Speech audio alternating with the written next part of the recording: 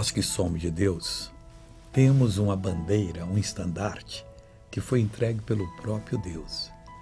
E qual é a bandeira, esse estandarte? O Evangelho, a boa notícia. O Salmo de número 60, versículo 4, fala da seguinte maneira: deste um estandarte aos que te temem. E para que ele deu? Para o alvorarem no alto pela causa da verdade. Essa direção que Deus lhe deu, esse entendimento do Evangelho, que você percebeu e mudou a sua vida, é para você levar até o alto da colina, vai vencendo todo mundo. E chega lá, você vai arvorar, você vai estender a bandeira da vitória.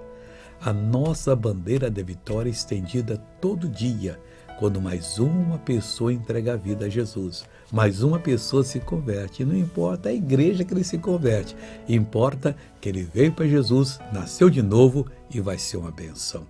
Veja esse testemunho. Durante o tempo que eu estava de pé, eu senti um fogo e tinha que me sentar. E agora? Agora não sinto nada. Agora eu quero orar por você. Pai, eu oro agora por todos que estão orando comigo, por essa pessoa em particular.